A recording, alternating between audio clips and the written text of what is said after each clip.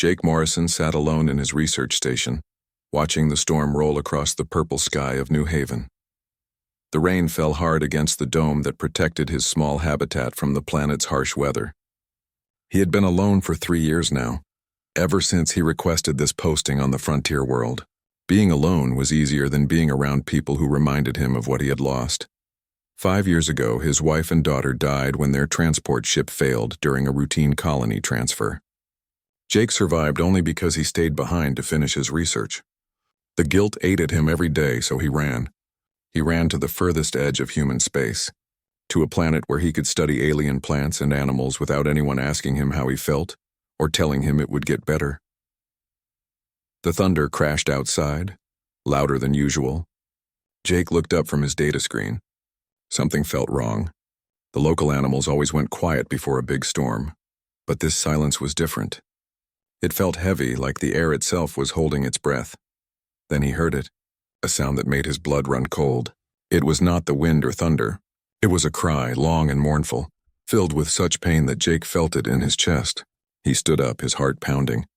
Nothing on New Haven made a sound like that. He had studied every creature within 100 miles of his station. The cry came again, closer this time. Jake moved to the window and pressed his face against the glass. Lightning split the sky, and for just a moment he saw something massive moving toward his station. His mind tried to make sense of what his eyes were seeing. The creature was bigger than his entire habitat, with wings that seemed to stretch forever. Jake grabbed his scanner and ran to the airlock. Every part of his training told him to stay inside, to call for help, to do anything but go out there. But something stronger pulled him forward. That cry was not the sound of a predator. It was the sound of someone in terrible pain. He stepped out into the storm. The rain soaked him instantly and the wind nearly knocked him over. He raised his scanner, but the storm made it useless. Another flash of lightning, and this time Jake saw the creature clearly. His legs almost gave out beneath him. It was a dragon. A real dragon, like something from ancient Earth myths, but this was no myth. The creature was as real as the rain falling on Jake's face. Its scales were deep red, almost black, and they shimmered even in the dim light. Its eyes were golden and huge, each one larger than Jake's head. The dragon was hurt. Blood ran from several deep wounds on its side and wings. But the creature was not looking at Jake with hunger or anger. It was looking at him with something else. Something that looked almost like hope. The dragon lowered its massive head and opened its claws. Jake saw something small lying in the mud. Another dragon, much smaller, no bigger than a large dog. The young one was not moving. Jake forgot his fear. He ran forward without thinking, falling to his knees beside the small dragon. The creature was still breathing, but barely. Its scales were pale, almost white, and strange black lines spread across its body like cracks in broken glass. The young dragon's chest rose and fell in short, painful gasps. The mother dragon made a sound, soft and pleading. She nudged her baby toward Jake with her enormous nose so gently that it barely moved. Then she looked at Jake again and he understood. She was asking for help. This ancient, powerful creature was begging him to save her child. Jake's hands shook as he reached out to touch the young dragon. Its skin was hot, burning with fever. He could feel its tiny heart racing under his palm. Whatever was wrong, it was bad. The black lines were spreading even as he watched. He looked up at the mother dragon. Her golden eyes were filled with tears that steamed in the cold rain. Jake had never seen an animal cry before. He did not know they could. But this was no ordinary animal. There was intelligence in those eyes and pain so deep that it made his own grief feel small. "I'll try," Jake said, not sure if the dragon could understand him. "I'll do everything I can." He lifted the young dragon carefully. It was heavier than he expected, and its body was limp in his arms. The mother dragon watched every movement, her body tense. Jake knew that one wrong move could get him killed. This creature could tear him apart without effort. But she did not attack. She simply watched and waited. Jake carried the dying dragon toward his station. Behind him, he heard the mother dragon following. He did not turn around. He just kept walking, holding the small creature against his chest, feeling its weak heartbeat against his own. The airlock was not meant for dragons, but somehow the mother dragon squeezed through, bending her massive body in ways that should not have been possible. She filled the entire main room of the habitat, her wings folded tight against her body, her tail curled around herself. She was too big for the space, but she made herself fit. Jake laid the young dragon on his medical table. His hands moved quickly, pulling out scanners and medical tools. He had equipment meant for studying alien biology, not saving it, but it was all he had. The scanner hummed to life and the readings made Jake's stomach drop. The black lines were not just marks on the skin. They were some kind of poison spreading through the young dragon's entire body. It was attacking every organ, shutting down systems one by one. The creature was dying, and Jake could see it happening in real time. He looked at the mother dragon. She had lowered her head to the floor, watching her baby with eyes that held no hope left. She had brought her child to the only place she could think of, the only being she thought might help. And Jake knew, looking at his readings, that he had no idea how to save this creature. But he had to try. He had failed to save his family. He had lived with that guilt for 5 years. He could not fail again, not when someone was looking at him with such desperate trust. Jake took a deep breath and got to work. The storm raged outside. The mother dragon watched in silence, and the young one's heartbeat grew weaker with each passing moment. Jake worked through the night, trying everything he could think of. He gave the young dragon medicine meant for other species, hoping something would work. He used his medical laser to try to burn away the black poison spreading through its body. Nothing helped. Every treatment failed. The black lines kept spreading, moving from the dragon's chest toward its head and heart. The mother dragon never moved from her spot.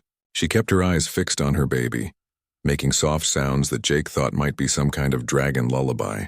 Sometimes she would reach out with one massive claw and gently touch her child's face. The love in those movements made Jake's chest ache. He had named the mother dragon Sarah in his mind, though he did not say it out loud. The young one he called Ash because of its pale gray scales. Giving them names made them feel less like research subjects and more like the patients they truly were. By the 3rd hour, Jake was running out of options. His best scanner showed that Ash's heart was starting to fail. The poison had reached the major organs. He had maybe 30 minutes left, maybe less. Jake slumped against the table, exhausted and defeated. Sarah made a sound, low and questioning. Jake looked at her and saw that she knew. She knew her baby was dying, and she knew that Jake had run out of ways to help. But she was not angry. She just looked sad, ancient and tired, like she had been fighting this battle for a very long time. Jake felt something shift inside him. A memory came back, sharp and painful. He remembered sitting in a hospital 5 years ago, holding his daughter's hand as the doctors told him there was nothing more they could do. He remembered feeling so helpless, so useless. He would have given anything in that moment to save her. He would have traded his own life without hesitation.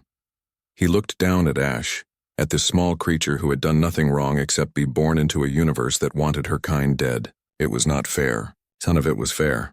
"I'm sorry," Jake whispered. He reached out and placed both hands on Ash's side, right over the young dragon's failing heart. "I'm so sorry," he closed his eyes. He did not know what he was doing. He just knew that he could not give up. Not yet. Not while there was still breath in this creature's body. He thought about his daughter, about his wife, about everyone he had lost. He thought about how badly he had wanted to save them, and he wished. With everything he had, with every piece of his broken heart, he wished for this young dragon to live. Something broke inside him. Jake felt it like a physical thing, like a wall crashing down or a door being thrown open. Heat flooded through his body, starting in his chest and moving down his arms. His hands began to glow with a soft blue-white light. The light poured out of him and into Ash. Jake could not stop it, and he did not want to. It felt right, like this was something he was always meant to do. The light spread through the young dragon's body, following the black lines of poison. Where the light touched, the black faded. The poison retreated, pushed back by whatever power was flowing from Jake's hands. Sarah made a sound like a gasp. Her eyes were wide, fixed on the light coming from Jake. She rose to her feet, her massive body trembling. Jake felt like he was being drained. Every second, more of his energy flowed into Ash. His vision started to blur. His legs felt weak, but he could not stop. He would not stop. The black lines were almost gone. Just a little more. The last of the poison vanished, and Ash's heart gave a strong, steady beat. The young dragon took a deep breath, the first real breath since Jake had brought her inside. Her eyes opened, showing bright green that sparkled with life. Jake fell backward, too weak to stand. He hit the floor hard, and darkness rushed in to take him. The last thing he saw was Sarah's face looming over him, and those golden eyes looking at him with something that might have been worship. When Jake woke up, he did not know how much time had passed. His body felt like it had been through a fight. Every muscle ached. His head pounded. But he was alive. Something warm and heavy was pressed against his side. Jake turned his head and saw Ash curled up next to him, her small body rising and falling with peaceful sleep. Her scales looked healthier now, with a silver shine to them. The black lines were completely gone. Sarah was still there, watching them both. When she saw Jake's eyes open, she made a sound that was almost a purr. She lowered her massive head and very gently touched Jake's face with her nose. Her scales were warm and smooth. Jake reached up and touched her back, his hand looking tiny against her enormous head. Pictures filled Jake's mind. Not words, but images and feelings. He saw Sarah flying through space between stars. He saw other dragons, hundreds of them, being hunted by terrible creatures that looked like giant insects. He saw dragon after dragon fall, poisoned by the same black death that had nearly killed Ash. He saw Sarah running, hiding, trying to keep her baby safe. And he saw the moment when Sarah made her choice. She had heard stories, old legends passed down through dragon generations, stories about beings called the Makers who could heal anything, who could restore life itself. The legends said the Makers were gone, disappeared from the galaxy long ago, but Sarah had heard rumors about a species on the frontier that might be related to the Makers, a species called humans. She had taken a desperate chance. She had flown to New Haven, to the only human settlement she could find. And somehow, impossibly, she had been right. Jake was what she had been searching for. The images faded, leaving Jake breathing hard. He understood now. That power he had used was not something he learned or something that came from his equipment. It was inside him. It had always been inside him. He just never knew it was there. Sarah made another sound and more images came. She was trying to tell him something important. The creatures that hunted her kind, the insect-like monsters, had a name. The Kresh, and they were not done. They would follow Sarah here. They would come to New Haven, and they would kill every dragon they could find, which now meant Sarah and Ash. Jake sat up slowly, his head still spinning. Ash stirred and opened her eyes, looking up at him with trust and affection that made his heart ache. She made a small chirping sound and pushed her head against his hand, asking to be petted like a dog. Jake could not help but smile.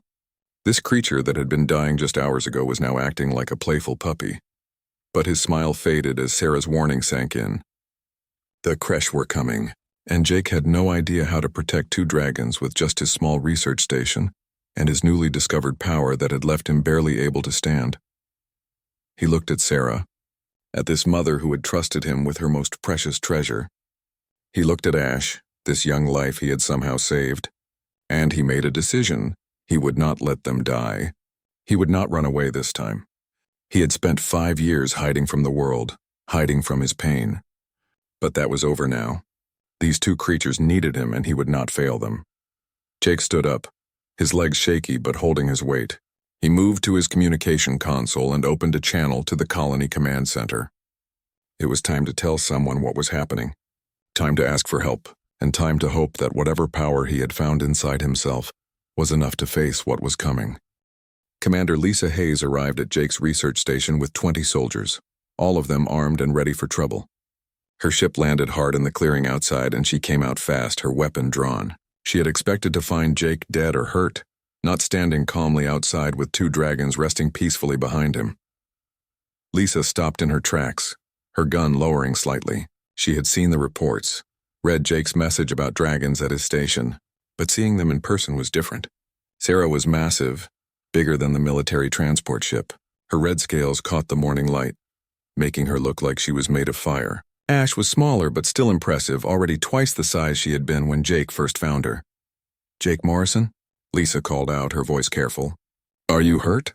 Jake shook his head. He looked tired, but there was something different about him. Something in his eyes that had not been there before. "I'm fine, Commander. Better than fine, actually. We need to talk." Lisa kept her distance, her eyes never leaving the dragons. Those things are supposed to be extremely dangerous. The database says they're one of the most deadly predators in known space. "The database is wrong," Jake said simply. "They're not predators. They're people, just different from us." One of Lisa's soldiers raised his gun, aiming at Sarah. The big dragon saw the movement and growled. a sound so deep it made the ground shake. Lisa held up her hand, stopping her soldier from doing anything stupid. "Stand down," she ordered. Then to Jake, "You said in your message that you needed help. That something called the Kresh is coming here." Jake nodded. "Sarah showed me. The Kresh are hunters. They've been killing dragons across the galaxy for years, maybe centuries. They poisoned Ash, Sarah's daughter. I managed to save her, but the Kresh tracked Sarah here. They're coming, and when they arrive, they won't just target the dragons. They'll see humans as a threat, too." Lisa studied him carefully. "Your message said something else? Something about a power you discovered. Show me." Jake looked back at Sarah. The dragon dipped her head, giving permission. Jake walked over to one of Lisa's soldiers, a young man named Danny Cooper who had a bandage on his arm from a training accident the day before. "May I?" Jake asked, pointing to the bandage. Danny looked at Lisa. She nodded. He unwrapped the bandage, showing a deep cut that was still red and angry. Jake placed his hand over the wound, and the blue-white light came again. Danny jumped, surprised, but Jake held his hand steady. The light flowed into the cut, and everyone watched as the wound closed, healed completely in seconds. When Jake pulled his hand away, there was not even a scar. The soldiers started talking all at once, their voices loud with shock and disbelief. Lisa stared at Danny's arm, then at Jake, her face unreadable. "How?" she asked. "I don't fully understand it myself," Jake admitted, "but Sarah helped me see. Humans have this ability inside us. We always have. It's just been sleeping, waiting for the right trigger to wake it up. The dragons, they resonate at a certain frequency that activates it. Once it's awake, we can heal. We can connect with other living things in ways that seem impossible." Lisa was quiet for a long moment. Then she holstered her weapon and stepped closer. "Can others learn this? Can you teach it?" "I think so," Jake said. "But I need help. The Kresh could be here in days. We need to be ready." Lisa made her decision quickly. "We're moving you to the main colony. You, the dragon's everything. We need our scientists to study this. And if what you're saying is true, we need to start training people now." The next 3 days were chaos. Jake was taken to the colony's main research facility, a huge building in the center of New Haven's capital city. Sarah barely fit inside the largest hangar, and Ash caused a stir everywhere she went. Scientists swarmed around Jake, asking endless questions, running tests. But Jake was more focused on something else. He was trying to help others awaken their power. The first volunteer was Lisa herself. She sat across from Jake in a quiet room with Sarah watching from the corner. Jake tried to explain what he felt when his power first awakened, but words were not enough.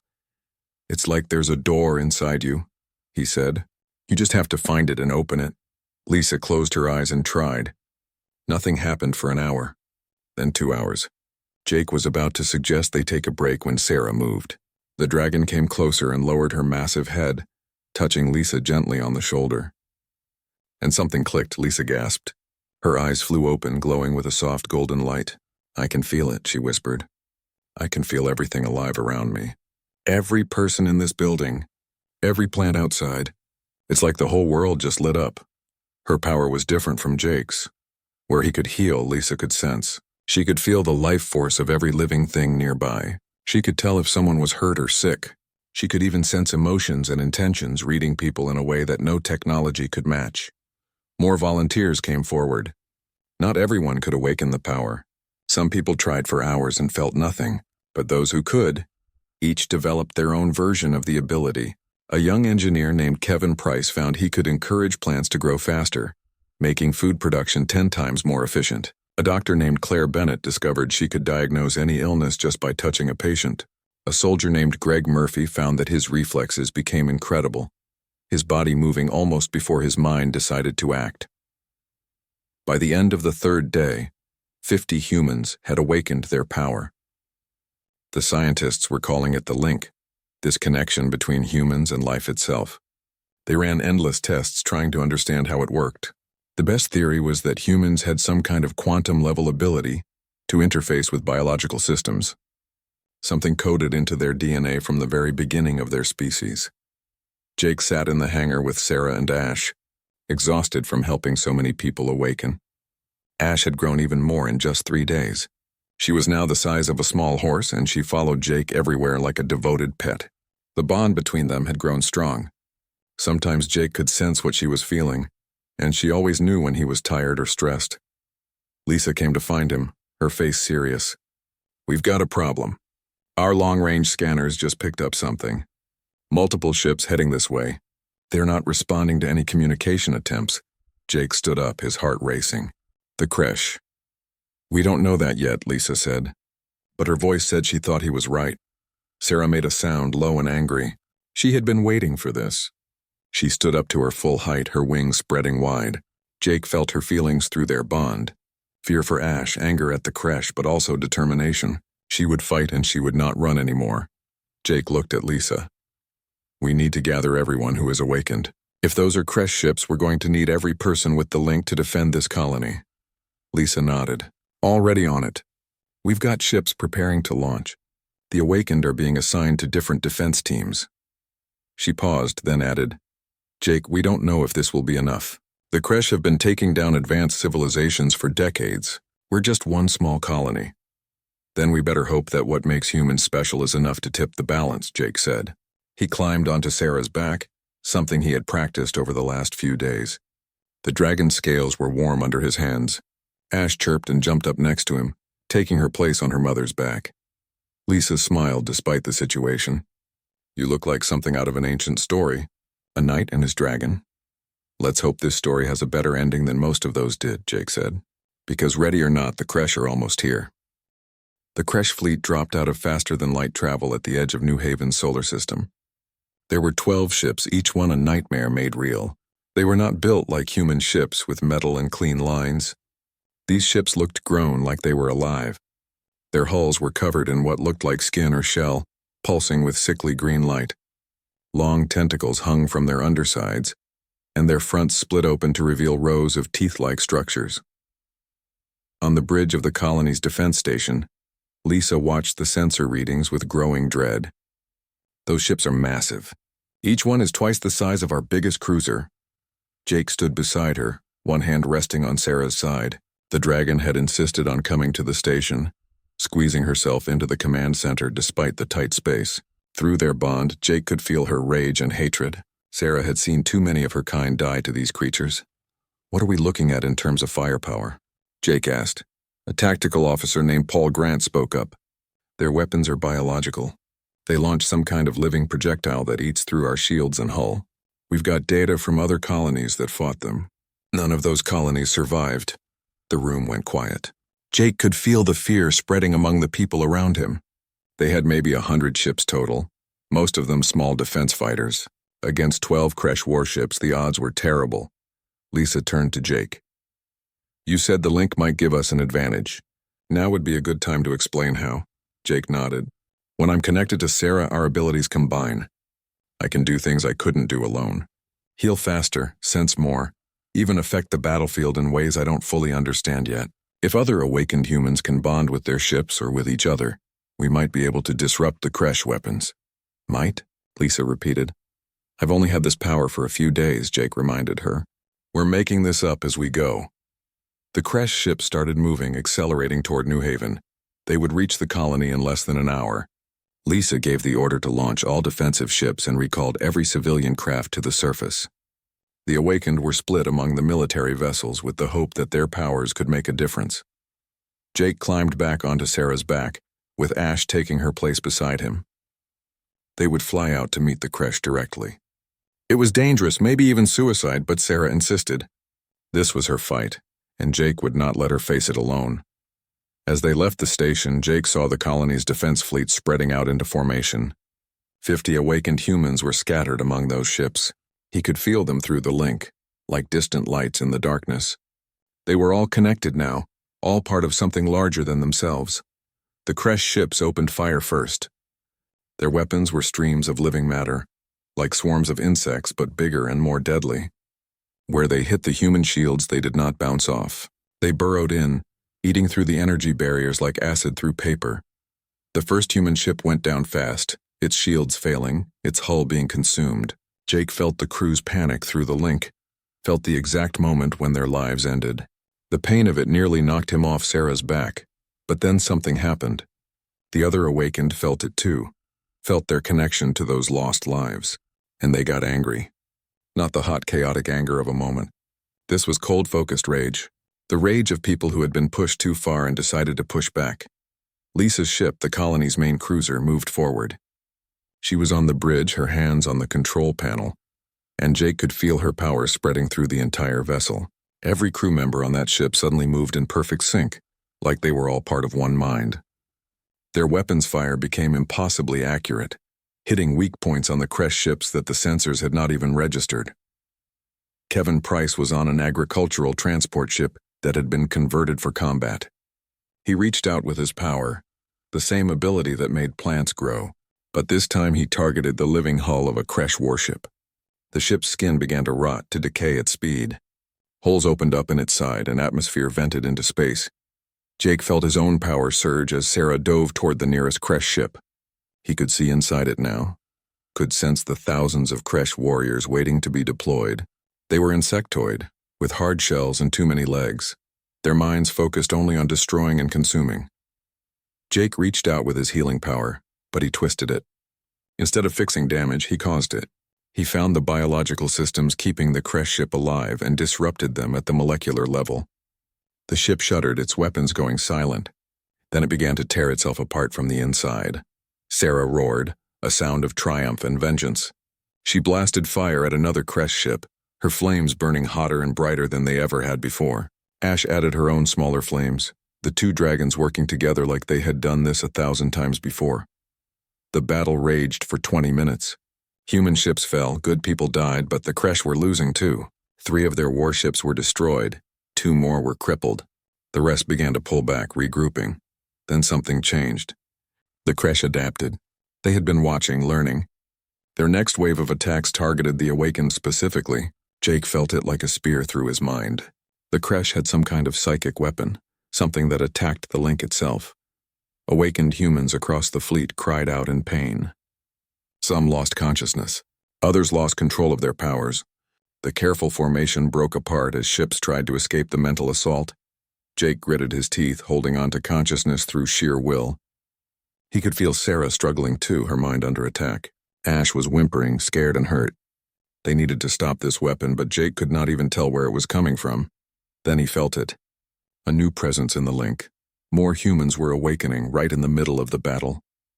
People who had not been able to access the power before suddenly found it, triggered by the desperate need and the proximity to so many awakened humans. Dozens, then hundreds of new lights joining the network. On the colony surface, people who had never left the planet were suddenly climbing into whatever ships they could find. Civilians, engineers, even children old enough to understand that their world was about to die if they did not fight.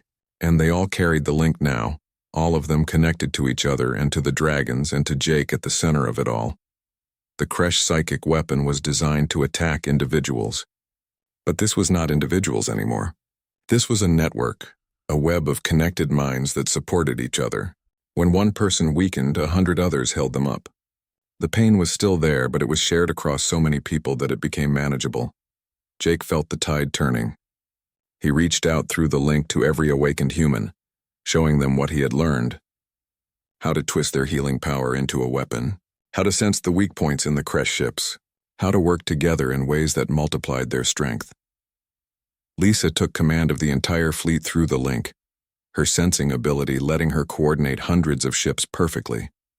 Kevin and the other growers found every Kresh ship and rotted their hulls simultaneously. Claire, the doctor, found the Kresh psychic weapon and shut it down by disrupting the biology of the creatures generating it. And Jake, riding on Sarah with Ash at his side, became the point of the spear. He flew straight at the Kresh flagship, the largest of their warships. Sarah's fire and his power combined, creating a beam of blue-white flame that cut through the ship's defenses like they were not even there. The flagship broke apart, and with it the Kresh formation collapsed. The remaining ships turned and fled, jumping back into faster-than-light travel. They were running, defeated by a small human colony that should have been an easy target. Jake slumped forward on Sarah's back, exhausted beyond measure. Around him the human fleet was battered but intact. They had lost ships, lost people. But they had won. Against all odds, they had won. Lisa's voice came through the communication channel. All ships return to base. Medical teams are standing by. Then, on a private channel just to Jake, "We did it. I can't believe it, but we actually did it. Jake smiled weakly. We did, but Lisa, this was just the beginning. The creche will report what happened here. Other species will hear about it. Everything is about to change. 3 days after the battle, Jake sat in a meeting room with Lisa and the colony's governor, a stern woman named Helen Brooks. The room was full of officials, military officers, and scientists. Everyone wanted answers about what had happened, about what humans had become. The creche sent a message before they fled, Helen said, pulling up a holographic display. It was broadcast across multiple frequencies, sent to what we think are dozens of other species. They're calling us the Makers Reborn. They're warning everyone that humanity is the ancient enemy returned. Jake leaned back in his chair, feeling the weight of those words. Through his connection with Sarah, he had learned about the Makers. They were a species that existed billions of years ago, long before most current civilizations even evolved. The Makers could heal entire worlds, could restore dead planets to life. They brought balance to a chaotic galaxy, but they also had enemies. Species that thrived on destruction and chaos saw the Makers as a threat. Eventually, the Makers disappeared from the galaxy. Some said they were wiped out. Others believed they transcended to a higher form of existence. No one knew the truth except now Jake knew. The Makers had not disappeared. They had hidden themselves, planted their genetic code in a small population on a distant, isolated planet. They became human beings, their power locked away and sleeping, waiting for the right moment to awaken. Sarah showed me their history, Jake explained to the room. The dragons and the Makers were allies. When the Makers knew they could not survive, they made a deal with the dragons. The dragons would watch over the galaxy, searching for signs that the Makers' children had awakened. And in return, when those children returned, they would help restore the dragon population. One of the scientists, a woman named Dr. Patricia Hill, spoke up. So we're literally the descendants of this ancient species. That explains the genetic markers we've been finding. Humans have dormant sequences in our DNA that don't match anything from Earth's natural evolution. Which means we're not native to Earth? Lisa asked. No, we are, Jake said. Earth is where the Makers planted their seed. We evolved naturally from that point. But the power was always inside us, hidden in our genes. We just needed the right trigger to activate it. Governor Brooks drummed her fingers on the table. The question now is what we do with this information. The creche message will bring attention we're not ready for. Some species might see us as saviors. Others will see us as a threat that needs to be eliminated before we become too powerful. We need allies, Lisa said. And the dragons are offering us that. Sarah has been communicating with Jake. There are more of them out there, scattered and hiding. If we help find them, protect them, they'll stand with us. Helen looked at Jake. Can we trust them? These dragons? Jake thought about Sarah. About the desperate mother who brought her dying child to a stranger's door. He thought about Ash, who now slept curled up next to his bed every night. He thought about the bond they shared, deeper than words, more real than any treaty. Yes, he said simply. We can trust them. They've been alone for a long time, hunted and afraid. They need us as much as we need them. The meeting continued for hours, making plans and decisions. Jake was offered a position as humanity's first ambassador to the dragon species. Lisa was promoted to commander of a new division, one made up entirely of awakened humans who could use the link in combat. They were calling it the Harmony Corps, a name that Jake thought fit perfectly. That evening, Jake found himself standing on a landing platform outside the colony, watching the sunset. New Haven had 2 suns, and they set at different times, painting the sky in layers of orange and purple. Sarah rested nearby, her massive body taking up most of the platform. Ash was practicing her flying, doing loops in the air and showing off. She's getting good, Lisa said, walking up to join Jake. Another week and she'll be as good as her mother. Jake smiled. She's a natural, full of energy and confidence, the opposite of how she was when I first found her. Lisa stood beside him, quiet for a moment. Then she said, I've been thinking about what you said. About the Makers hiding themselves, waiting to be awakened. Do you think they knew? The original Makers, I mean. Did they know that one day their descendants would come back? I think they hoped, Jake said. They couldn't see the future, but they had faith that life finds a way. That goodness and healing would survive, even if it took billions of years. Heavy thoughts, Lisa observed. Heavy times, Jake replied. They watched as Danny Cooper flew past on a training run, his ship moving with impossible precision now that he had awakened his power. He waved at them and they waved back. Danny had bonded with Ash in a way that mirrored Jake's bond with Sarah. The young man and the young dragon were inseparable now. "We've started receiving messages," Lisa said. "Other human colonies heard about what happened here. Some are scared. Some are excited. But they all want to know how to awaken the link. We're going to have to send teachers, people who can help others discover their power." "We will," Jake said. "This is bigger than just New Haven now. Every human deserves to know what they're capable of." A ship descended from the sky, one of the long-range scouts that had been searching nearby systems. It landed on an adjacent platform and the pilot came running over. It was Kevin Price, the man who could make things grow. "Jake, Commander Hayes, you need to see this," Kevin said, out of breath with excitement. "We found them. We found more dragons." Jake's heart leaped. "How many?" 17, Kevin said. "Hiding in a dead system 3 jumps from here. They detected Sarah's presence when she arrived at New Haven. They've been too afraid to come out. But they're willing to meet if Sarah vouches for us." Sarah lifted her head, hearing the news through her bond with Jake. She made a sound, deep and joyful. It had been years since she had seen others of her kind. Years of being alone, thinking she and Ash might be the last dragons in the entire galaxy. Jake looked at Lisa. "We need to go get them. Bring them here where they'll be safe." "Agreed," Lisa said. "I'll authorize a full escort fleet. Kevin, get your ship ready for another jump. Jake, you and Sarah will lead the diplomatic mission." Within an hour, a small fleet was assembled. 5 ships, including Jake riding on Sarah's back through open space. Ash refused to be left behind, and Danny volunteered to fly alongside them in his fighter. They jumped together, crossing vast distances in heartbeats.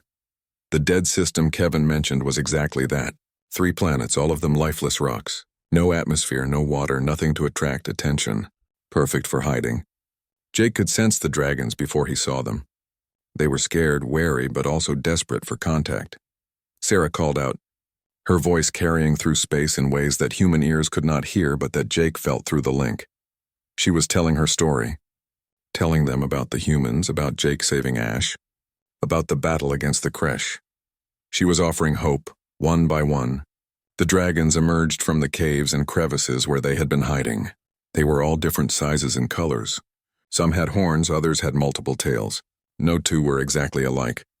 But all of them looked at Jake with the same mixture of fear and hope that Sarah had shown that first stormy night. Jake stepped forward, climbing down from Sarah's back. He walked toward the nearest dragon, a blue-scaled male who was slightly smaller than Sarah. The dragon tensed, ready to flee or fight. But Jake just smiled and held out his hand. "My name is Jake Morrison," he said. "I'm here to help." The blue dragon looked at Sarah. She nodded, encouraging him. Slowly, carefully, the blue dragon lowered his head. Jake placed his hand on the dragon's scales. The link flared to life, connecting them. The dragon gasped, feeling the power flow through him, healing old wounds and easing ancient pain. And Jake felt the dragon's memories, a name storm, a history of loss and survival, and underneath it all, a desperate desire to stop running, to find a place to call home. "Come with us," Jake said softly. "We'll keep you safe. All of you." "That's a promise." Storm looked at the other dragons. They had a silent conversation the way dragons did. Then together they all began to move toward the human ships. They were coming home. The return to New Haven was triumphant. The colony turned out to meet the dragons. Thousands of people lining the streets to watch 17 dragons land in the newly built sanctuary on the edge of the city. Children pointed and laughed with delight. Adults cried, moved by the beauty and majesty of these ancient creatures. Governor Brooks stood beside Jake as they watched the dragons settle in.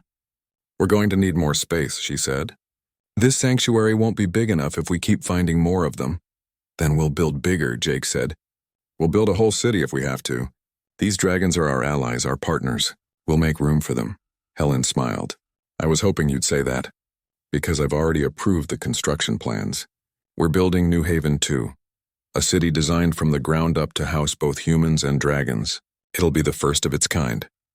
Over the following weeks, more dragons arrived. Word spread through secret channels that dragons used to communicate across vast distances. Soon, New Haven had over 60 dragons, with more coming every day.